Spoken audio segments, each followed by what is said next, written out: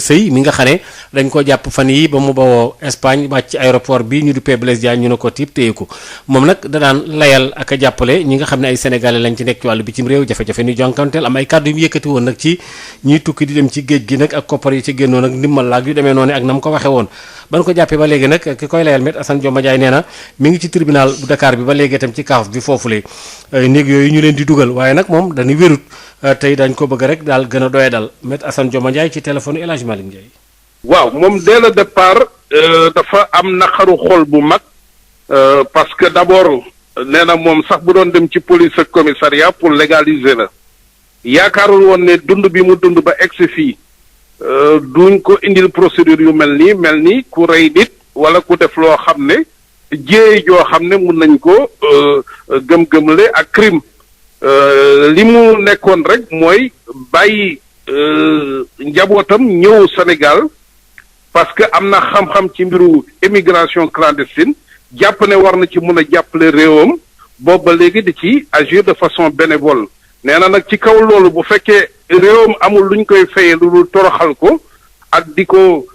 atteinte li ñuy wax atteinte dignitéem loolu mënu ko accepter donc loolu moo tax daal psychologiquement depuis biñ ko arrêté bi mu nekkee garde à vue ba tey boo ko xoolee xam ne kuy dund naxar bu mag la léegi nag xamal ne dañ ko ne doomu aadama moom nattu ak dund ak nattoo yem ñu ngi koy remonter le moral mais pour wax leen daal situation bu doy waar sur le plan psychologique moom il est très abattu yooyu.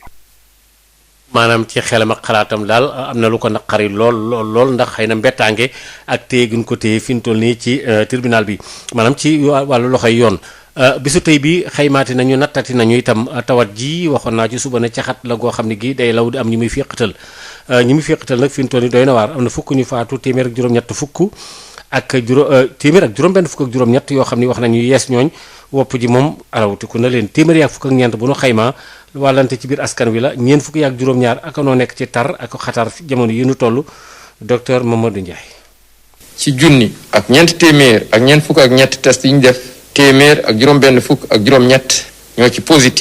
positif yooyu am nañ ci juróom fukk ak ñeent cas contact mooy ñi jot ci mbas mi fekk dañoo jaxasoo woon ak ñu yore doomu jàngoro ji amuñ ci benn cas bu jógee bitim réew mooy maanaam importé waaye am nañ ci téeméer ak fukk ak ñeent ñi nga xam ne ay cas communautaire lañu mooy ñu jot ci mbas mi fekk xamuñu fi ñu ko jëlee wala ki leen ko wàll ñooñu seen lim ni la tëddee Kaolack am na ci fukk ak benn Louga am ci juróom-ñeent Touba am ci juróom-ñett juróom ci Richard Toll ak Thiès ñeent ci Dakar Plateau ak Matam ñett ci Jëppal Mbour Mermoz Nioro Ouakam Rufisque ak Yoff ñaar ci Diourbel Fatick Kanel Liberté 5 Mbao Rufisque Nord Foire Ouest Foire Point E Tivaouane Peulh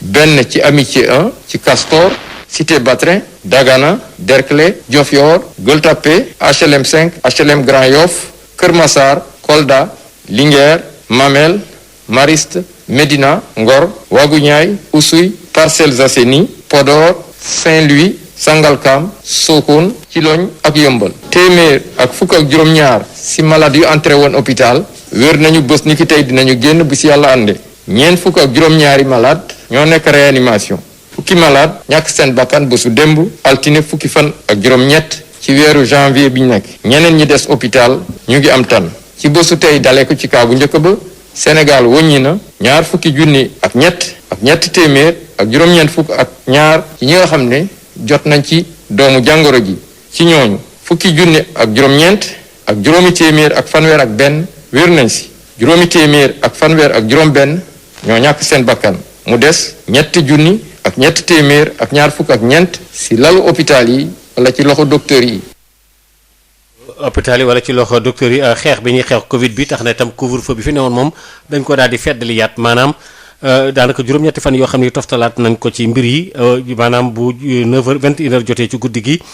ba 5h du matin ba léegi looloo fi ne dajaloo yeeg ndaje makkaan yu bëree bëri léegi aaye nañ ko ak raj-rajloo beeg buuxante bi ba tey itam bokk na ci li ñuy aaye ci wàllu njàng mi nag moom école yi waa CUSEMS syndicat bi yëngu ci wàllu jàngalekat yi ñoom ne daal ñu ngi artu ndax gis nañ ne école yu bëree bëri lañ war a taxawee ci wàllu cet wala boog wàllu aaru ci tawat ji foofee njaw dafa delluyaat bu baax desandiw xam mbiin ba tax na daal ñoom nee ñu kët war nañoo teey te war nañoo taxaw Abdoulaye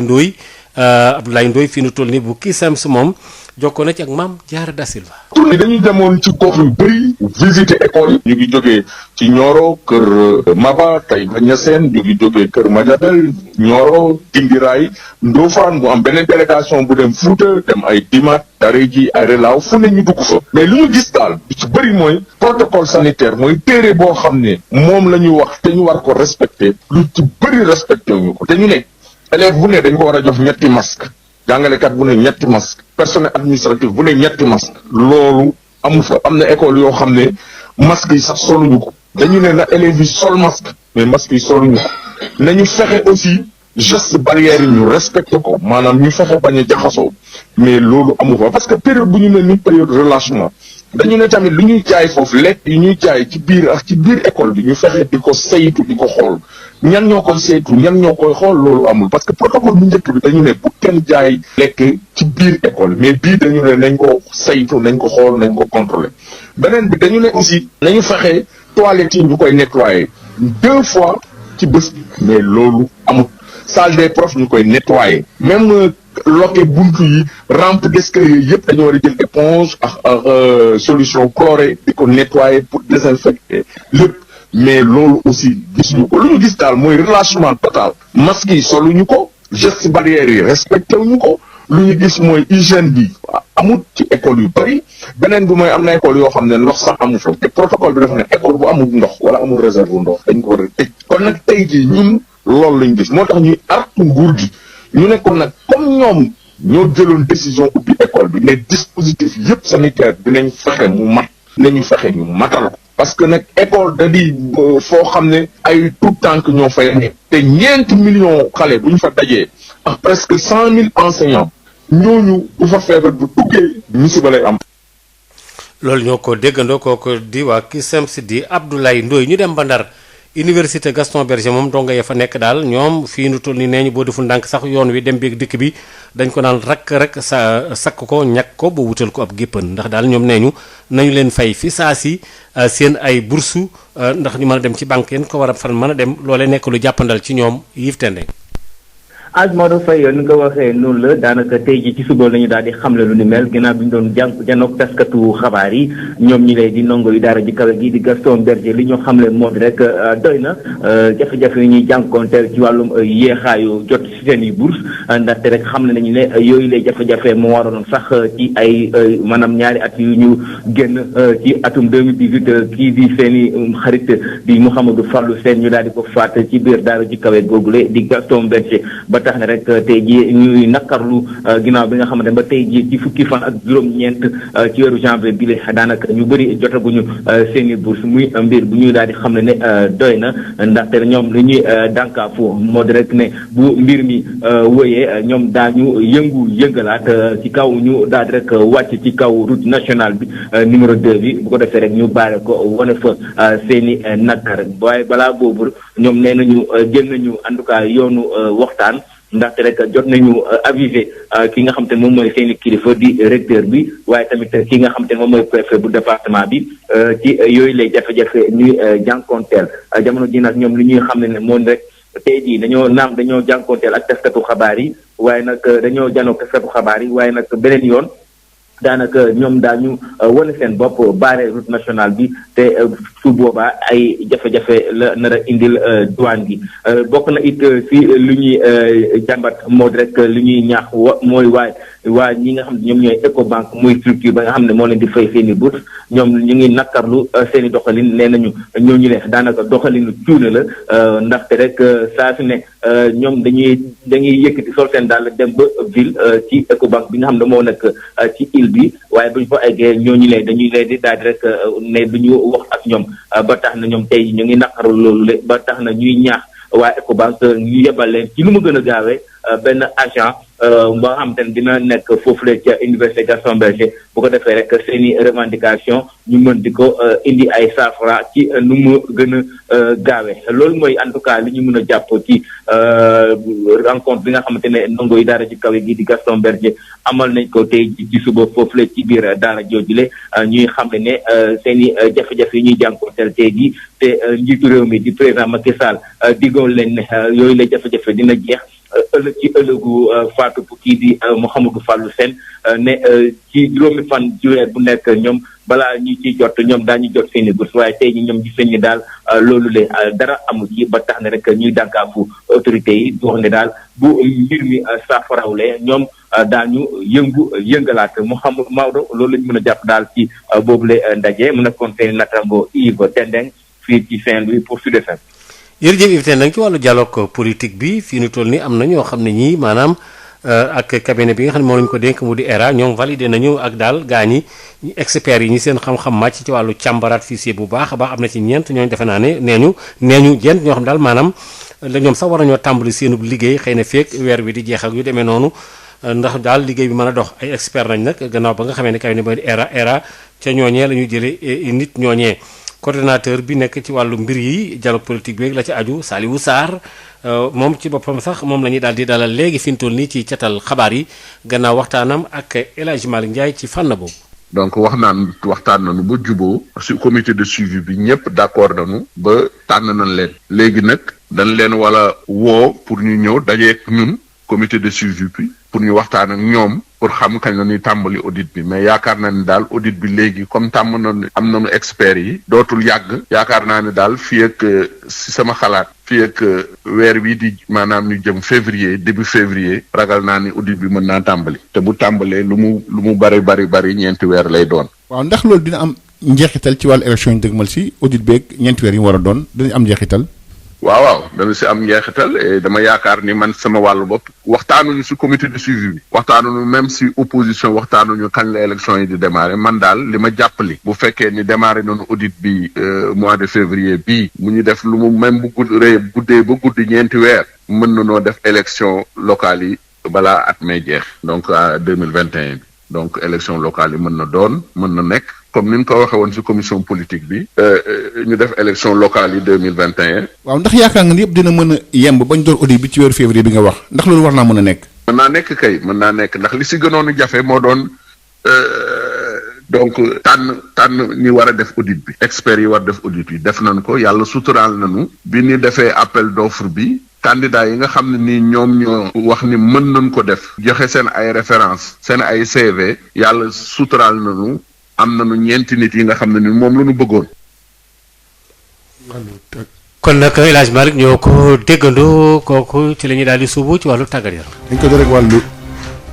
dañ ko door rek wàllu CHAN bi maanaam Coupe d'Afrique des locaux match yi war a am tey ji talaata ji bokk na ci nag Zambie ak Tanzanie Guinée ak Namibie ñoo war a sëgg 19h lay doon démb nag Maroc ak Togo 1-0 la Rwanda ak Ouganda 0 bi partout. ñu wax tamit ci comité normalisation bi nga xam ne nag ca fële ca Côte d'Ivoire dina nag jël fonction suba incha allah rabi lay doon ci lañ sax war a nag defal feuille de route bi di fàttali Côte d'Ivoire dafa am tolof tolof ci wàllu football bi ki jiite comité normalisation bi nag moo nekk Mariam Dao Gabala moom moo jiite comité de normalisation bi ca Côte d'Ivoire moom nag li ñu ko tënk war na ko liggéey fii ak fanweeri fan ak benn ci weeru décembre atum 2000 ngeen jéggal man ba tey ci wàllu football ñu wax ci li nga xam ne rek moom moo jëm ci wàllu 10e journée bi te ñu nekk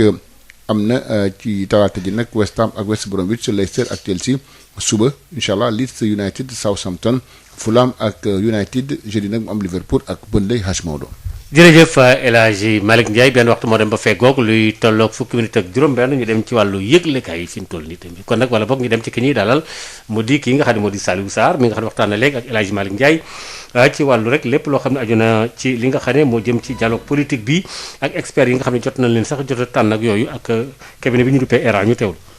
mu ngi ak Saliou Sarr ñu ngi lay nuyu. maa ngi lay fay. yow nag yaa jiite plénipotentiaire kujjeeg politique ci wàllu dialogue politique bi. alors gis nañu comité de suivi bi nag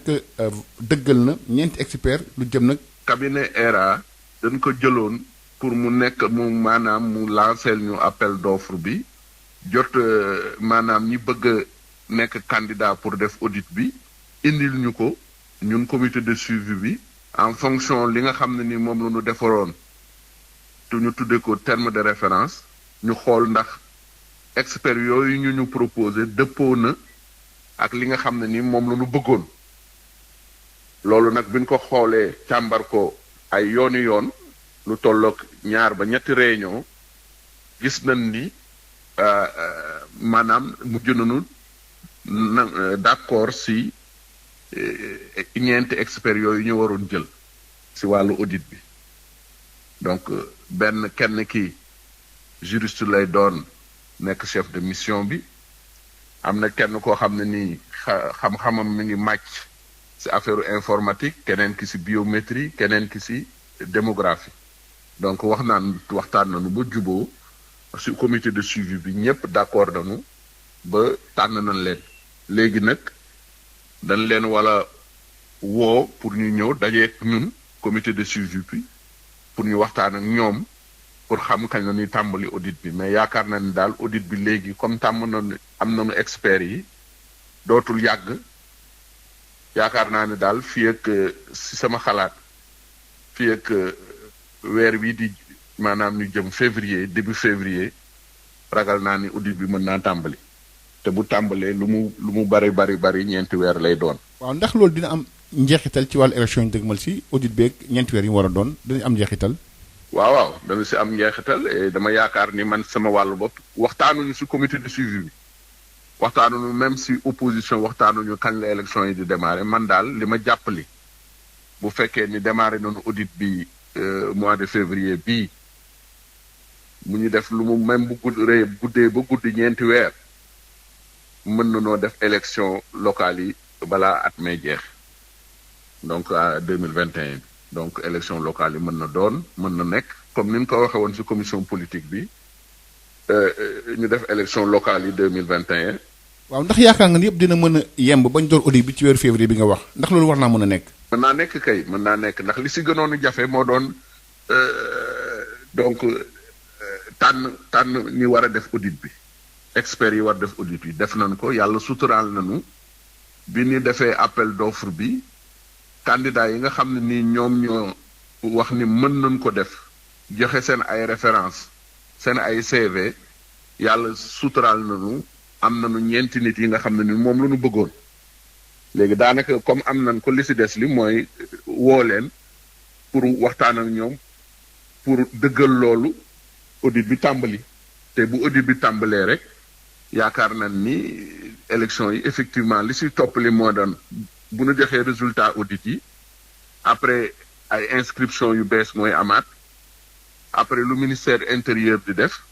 ak délai bi nga xam ne nii mooy dépôt de candidature 85 jours yi loolu yaakaar nañ ni effectivement xaj na fii ak décembre 2021 xaj na si pour ñu def élection locale te incha allah ñun am naa njort ni daanu taxawal élection locale yi en tout cas ñun opposition ñu ngi koy suivre te lépp lu si mën a nekk lépp lu si mën a am danañ leen ko wax te danañu def suñu këmtaayu kàttan pour élection yi ñu tenir ko effectivement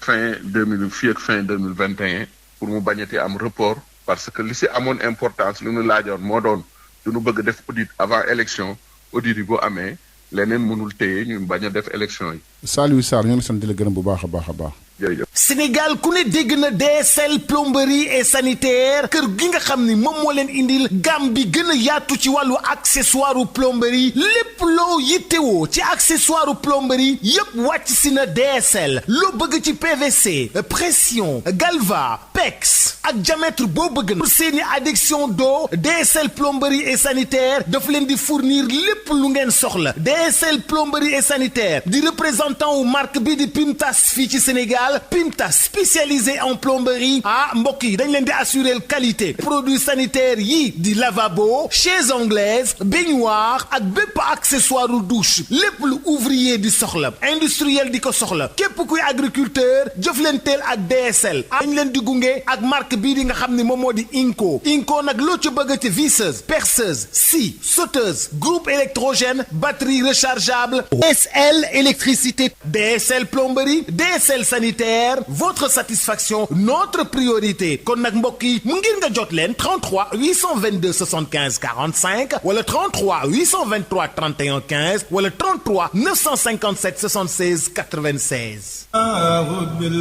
établissement Mbaye et frères nekk spécialiste ci lépp lu jëm ci tabax kër ngir mu mucc ayib te taaru lu ci mel ni aluminium pour bâtiment, fenêtre, porte ak protection, inox, fibrociment pour toiture. boo bëggee tabax lu mucc ayib matériaux yu baax te wóor ngay wut. établissement Mbaye et frères am na itam gamme rideau métallique, lame pleine, tube ondulé, fer forgé pour menuisier métallique yi. inox ngir seeni ouvrage balcon, profil d'aluminium ak vitrage, faux plafond BA13 ak gamme vert. te xam ngeen ne nawet bi yegsi na moo tax étanchéité bi lu fa am solo la. pour seeni commande mën ngeen woote ci établissement Mbaye et frères ci HLM 1 avenue Cheikh Ahmadou Bamba 33 864 75 15 wala ngeen woote ci seen succursale ci lo 3B Scat Urbam Grand Yoff, téléphone 33 867 09 24. ca établissement Mbaye et frères ay ndaw yu xarañte mën seen liggéey ngeen di fa fekk ñu toppatoo leen ni ngeen ko bëggee.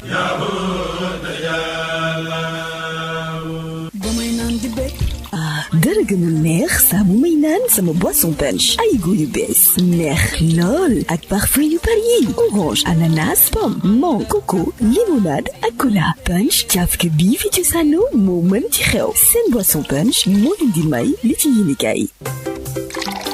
ndoxu waalo ndox mu neex saa yu ñu maree naan waalo la ñuy taamu dafa sel woyof te neex a naan ndoxu waalo moo baax si bépp xew fu mbooloo mi dajee waalo mooy teraanga bi ñuy séddoo butel bi neexatee neex a yóbbaale te ñaar fukki dërëm rekk lay jaar seen ndoxu waalo moo leen di may li si yéenekaay yi. Sénégal premier équipement et machine ñu ko naan SPEM ñëpp ràññee ko mu nekk ci domaine nu petite mécanisation bi nga xam ni moom mooy yombal képp ko xam ni da nga di baykat ak képp kuy liggéey mu indil ñu nag ay moissonneuse batteuse ci wàllu ceeb bi dañu daan sëgg nekk ci biir sonn lool mu daal di ñuy indil loolu nga xam ni moom moo di moissonneuse batteuse de riz SPEM indil ñu machine bi bàcc gerte gi di séparer gerte gi ak ngooñ gi ñu koy wax batteuse d'arachide d'une capacité de 600 kilogrammes par heure tamit machine décortiqueuse d'arachide moom mooy machine bi nga xam ni mooy xolli gerte gi jël gerte gi teg ko fii mu doon kemb ba noppi daal di jël xollit yi daal di koy tegee nële te it xollit yi mën ngeen ko jëriñoo waat décortiqueuse d'arachide désherbeuse multifonctionnelle mini tracteur de 24 à 28 chevaux remorque agricole herse rotative ak ay moteur 1115 yoo xam ni am na nag quantité bu doy ba noppi ñu yombal leen njëkk yi SPEM day yëngu tamit ci production tricycle de marchandises ak tricycle de transport de passagers Sénégal premier équipement luy objectif am participer ci loolu nga xam ni moom moo di jëm kanamu agriculture fii ci Sénégal ak ci Afrique yëpp noppal ñi nga xam ni ñoom ñoo di baykat yi woo leen ñu ci 77 724 91 91 wala 77 586 58 59 am nañu showroom ca Kaolack woo ñu ci 77 395 53 83 suñu showroom ba nekk Ross Béthio ci 78 530 50 32 suñu showroom ba nekk Kolda ci 78 173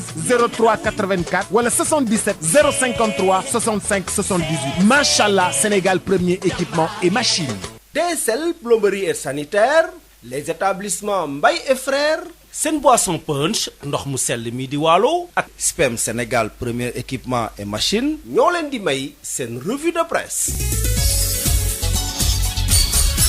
Ndeye Mariam Ndiaye. asalaamaaleykum mbokk yi déglu dal leen ak jàmm léegi moom leer na nañ lépp lu jublu ci wàllu couvre-feu bi dañu koy yokk ci diirub juróom ñetti fan démb la ko joriñ gu ñu dénk wàllu kaaraange réew mi di Antoine Félix Diome daal di koy xamle ca fële nga xam ne moom mooy RTS autolikaay bii di ci quotidien di ñu xamal ne moom di Antoine Félix Diome daal dina xamle ne couvre-feu beeg état d'urgence bi mi ngi tàmbale ci juróom-benni fan ci weeru janvier te nag mi ngi waroon a jeex démb ci guddi kon nag tey ji la njiitu réewum Sénégal di Macky Sall fas yéene nag dëggal lépp lu jublu ci wàllu coppite yi nga xam ne indi nañu ko ci loi 1969 léegi ngir fexe nag ba couvre-feu bi wéy dañoo daal di soññ gouverneur bu Dakar ak tamit bu Thiès ngir ñu daal di jël ay arrêté ngir dëggal li ni mel autolikaay bii di Sud Quotidien nekkoon léegi nañu jàpp ne couvre-feu bi moom dinañu ko daal di wéyal ci diirub juróom ñetti fan autolikaay bii di L'As nekkoon njiitu réewum Sénégal Macky Sall jëlul moom décision boppam dafa bàyyi ñi nga xam ne nag ñoom ñooy gouverneur yu Dakar ak Thiès Thiès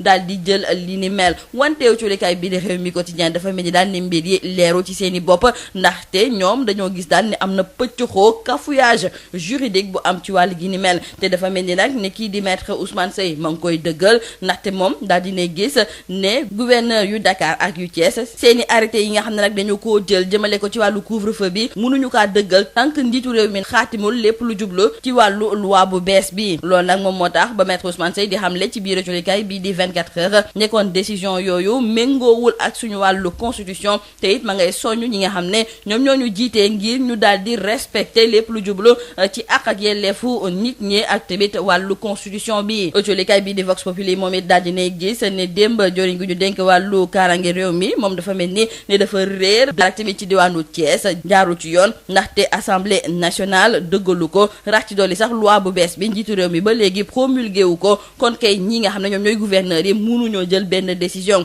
rax ci dolli tamit couvre-feu boobu ñoom gisuñu si nag benn njëriñ ndaxte lan moo leen di wax ne virus bi guddi dong lay circuler ba sax ñuy jël nag lépp lu jublu ci wàllu couvre-feu li am ba des autolikaay bi di direct news mi ngi ñuy xamal ne mbas bi di covid 19 ma ngay wéy di lëmbee fii ci biir réew mi ndaxte daal di nañuy gis ne limu ñi nga xam ne nag ñoom ñooy am feebar bi saa su ne ña ngay yokku même su fekkente ne sax am na ab couvre-feu boo xam ne daal di nañu ko fiy dëggal ñi nga xam ne it ñoom ñoo ci ñàkk seen bakkeen autolikaay bi di direct news di xamle ne ñoom it ña ngay wéy di bëri kon nag ñi nga xam ne ñoom ñoo ñu jiite war nañoo jël matuwaay yi war xiro ak ngaayoon am na ca parti socialiste ndaxte autolikaay bi di Les Échos mi ngi ñuy xamal ne keroog ba Aminata Mbengue Ndiaye jëlee décision ne koppar ga ñuy séddale ñenn ci nga xam ne nag ñoom ñoo bokk ci biir parti bi daal daf koy dakkal am na ñoo xam ne nag ñoo ngi koy yëkk ay kàddu yu mel ni xemee tey ji sax autolikaay bi di Les Échos mi ngi ñuy xamal ne bu ñu sukkandikoo ci ay kàddu ku mel ni Mamadou Mbodj Diouf moom nag daal dinay gis ne loolu nga xam ne moom la Aminata Mbengue Ndiaye def daal du dëgg du yoon Boubacar Seye autolikaay bi di Libération moo ñuy xamal ne moom dañu ko delloowaat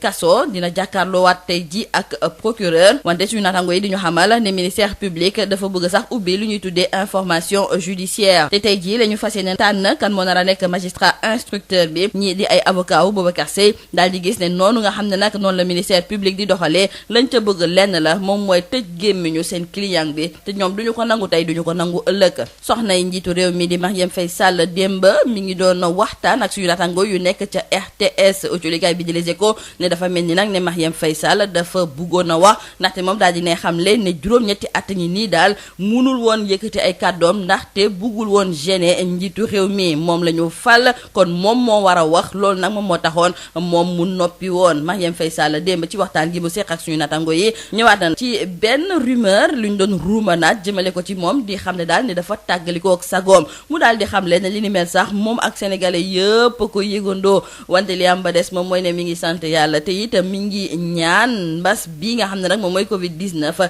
daal di fi jóge ba faaw ñu wax ci mbirum Diary Sow ndax ci colikaay bii di Tribune mi ngi ñuy xamal ne bu ñu sukkandikoo ci enquêteur ya nekk ci réewum France kii di Diary Sow moom de fa mu nekk moom moo fa téye boppam maanaam daal dafa daal di fëx moom dafa daw te li ni mel daf ko liñatu seetantal ko bu baax a baax laata nag mu koy def colikaay bii di Tribune du ñu xamal ne enquêteur ya nekk ca France ñoom ginnaaw ba ñu liñatoo mbir ba li ni mel la ñu daal di fësal ci lu jublu ci ki nga xam ne da doon wax ne yéeyaay ab yonent la Baba Labé colikaay bii di Tribune mi ngi ñuy xamal ne démb de ca kaso bu Kolda la fanaan colikaay bii di Critique ne ñu nag Baba Labé ak ñeneen ñi nga xam ne nag jàpp nañu ko ak moom ñoom da li leen di xaar doy na waar métti na ndaxte la ñu leen di toppee mi ngi jublu ci wàllu enlèvement par fraude sàkku tamit ay xale yu ndaw loolu tamit ñu daal di koy dugal ci wàllu acte de pédophilie daal di ci yokk tamit ne ñoom dañoo daal di seq ak ay xale yu ndaw lii moo nekkoon bokk jolikat yi li gën a fës ci biir autolikaay yi ñu leen di ñaanaan njeextalu bës ak jàmm. Sénégal ku ne dégg na DSL plomberie et sanitaire kër gi nga xam ni moom moo leen indil gamme bi gën a yaatu ci wàllu accessoire plomberie lépp loo yittewoo ci accessoire plomberie yépp wàcc si na DSL loo bëgg ci PVC pression galva pex ak diamètre boo bëgg na pour seeni adduction d'eau DSL plomberie et sanitaire daf leen di fournir lépp lu ngeen soxla DSL plomberie et sanitaire di représentant wu marque bi di Pimtas fii ci Sénégal Pimtas spécialisé en plomberie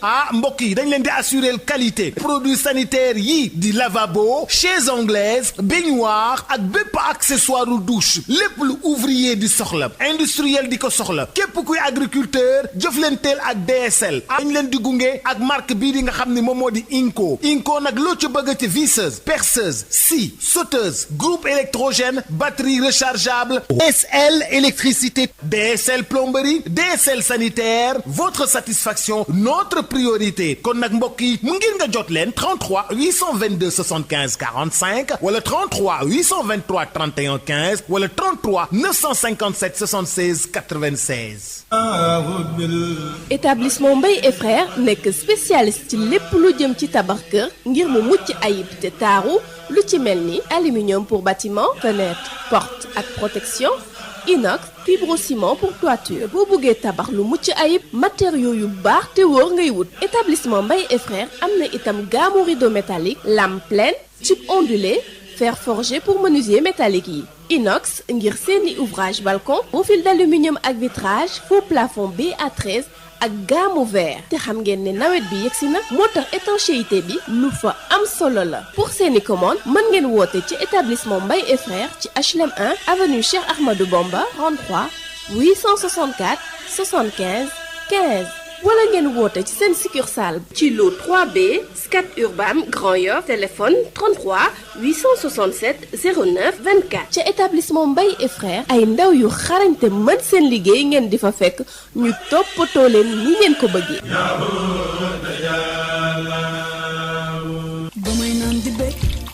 dara gënul neex saa bu may naan sama boisson punch ay goût yu bees neex lool ak parfum yu bari yi orange ananas pomme mangue coco limonade ak cola punch cafka bii fi ci sànno moo mën ci xew seen boisson punch moo leen doon may lii ci yéenekaay yi. ndoxu waalo ndox mu neex saa yu ñu mare naan waalo la ñuy taamu dafa sel woyof te neex a naan ndoxu waalo moo baax si bépp xew fu mbooloo mi dajee waalo mooy teraanga bi ñuy séddoo butel bi neexatee neex a yóbbaale te ñaar fukki dërëm rekk lay jaar seen ndoxu waalo moo leen doon may li si yéenekaay yi.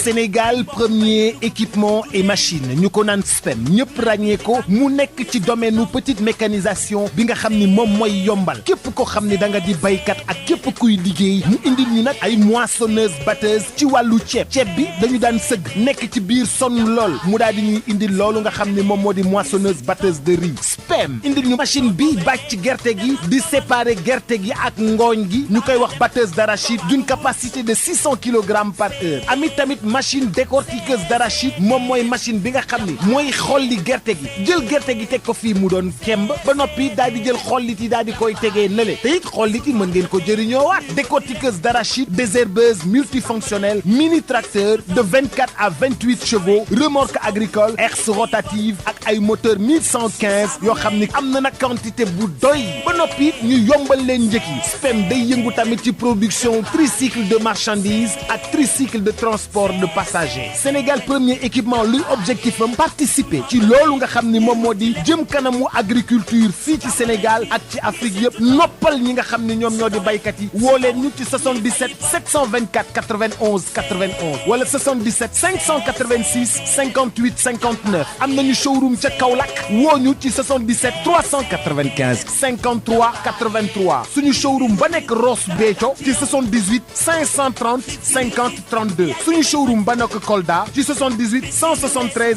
03 84 wala 77 053 65 78 machallah Sénégal premier équipement et machine. DSL plomberie et sanitaire les établissements Mbaye et frères seen boisson punch ndox mu sell mi di waalo ak SPEM Sénégal premier équipement et machine ñoo leen doon may seen revue de presse. Maodo Faye. jërëjëf Abdoul Aziz jërëjëf mbokk yi nga xam ne ñoo doon topp itam gannaaw ba benn waxtu demee ba fekkoog fanweeri minute ak juróom benn foofu la xabaar yi bu ree ñu ngi leen di ñaanal jàmm.